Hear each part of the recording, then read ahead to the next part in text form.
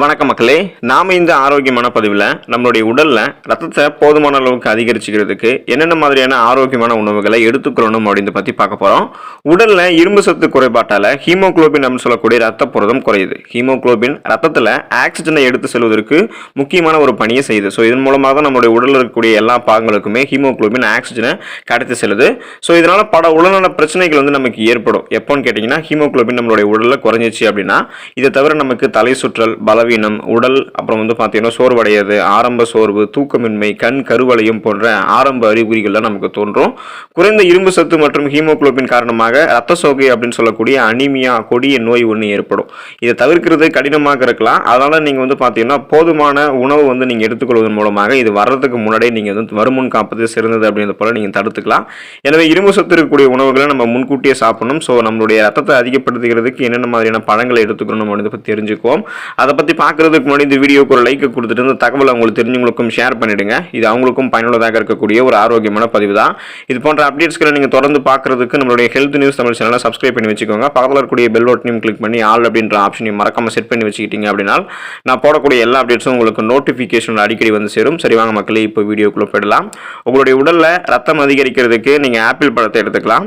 Apple பழம் சுவையானது மற்றும் ஆரோக்கியமானது. நீங்க தினமும் ஒரு ஆப்பிள் பழத்தை எடுத்துக்கொள்ளும் போது நீங்க மருத்துவரை சந்திக்க வேண்டிய ஆபத்தே இருக்காது. ஏன்னு கேட்டீங்கன்னா, உங்களுக்கு நிறைய ஆரோக்கிய நன்மைகளை கொடுப்பதன் மூலமாகவே பலவிதமான நோய்களை ஆப்பிள் பழம் குணப்படுத்தும் அப்படின்றத மருத்துவ உலகில் சொல்லுவாங்க. ஆப்பிள்களில் குறிப்பிடத்தக்க அளவு இரும்பு சத்து இருக்கு. இதை நீங்க சாப்பிடும் போது இரும்பு சத்து உங்களுக்கு அதிகரிக்கிறதால ரெட் பிளட் செல்ஸ் உங்களுக்கு இன்க்ரீஸ் ஆகி ஹீமோகுளோபினுடைய குறைபாடெல்லாம் நீங்கிடும்.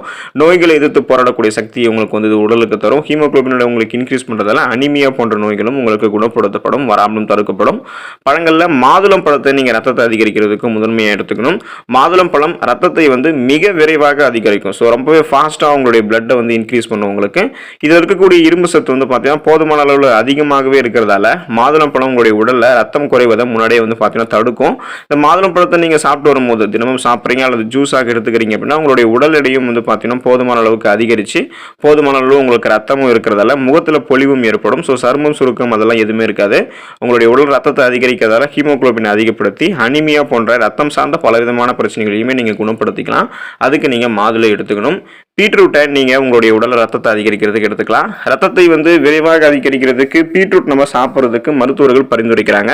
இந்த பீட்ரூட்ல இரும்பு சத்து அதிக அளவில் இருக்கு. ஸோ இது ஹீமோகுளோபினை இன்க்ரீஸ் பண்ணும். நீங்க தினமும் பீட்ரூட்டை ஒரு டம்ளர் ஜூஸாக குடிக்கும் போது கூட அல்லது நீங்க வாரத்தில் எப்போது ஒரு தடவை பீட்ரூட்டை உங்களுடைய உணவுகளில் சேர்த்துக்கிட்டீங்க அப்படின்னா உங்களுடைய உடல்ல ரத்தம் பெருக ஆரம்பிக்கும். சுவையில் உங்களுக்கு ஒரு மாதிரி இந்த பீட்ரூட் சாப்பிடும்போது தோற்பு சுவை இருந்துச்சு அப்படின்னா நீங்க ஜூஸாக எடுத்துக்கலாம்.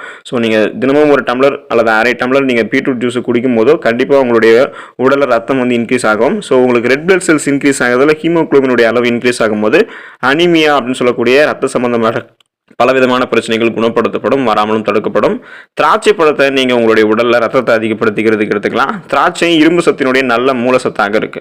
ஸோ திராட்சை உங்களுக்கு இரும்பு சத்தை அதிகரிக்கிறதுக்கு ஒரு சிறந்த வழியாக இருக்கும். ரத்தத்தை அதிகரிக்கக்கூடியது கருப்பு மற்றும் வெள்ளை திராட்சை. இது ரெண்டுத்துமே நீங்க சாப்பிடலாம். இது உங்களுடைய மூலமாக உங்களுடைய ரத்தம் இன்க்ரீஸ் ஆக ஆரம்பிக்கும். சிறந்த கண் பார்வையினையும் அதிகரிக்கக்கூடியதாக இந்த திராட்சை பழம் இருக்கு. ஸோ கண்கள் சார்ந்த பலவிதமான பிரச்சனைகளையும் நீங்க திராட்சை பழம் சாப்பிட்றதால குணப்படுத்திக்கலாம், வராமலும் தடுத்துக்கலாம். திராட்சை பழத்தை நீங்க உங்களுடைய ரத்தத்தில் ஹீமோகுளோபினுடைய அளவை இன்க்ரீஸ் பண்றதுக்கு எடுத்துக்கிட்டீங்க அப்படின்னா இது உங்களுக்கு ரத்தம் சார்ந்த பலவிதமான பிரச்சனைகளையும் அனீமியா அப்படின்னு சொல்லக்கூடிய அந்த ரத்த சம்பந்தமான பிரச்சனையும் உங்களுக்கு குணப்படுத்திடும், வராமல் தடுக்கும்.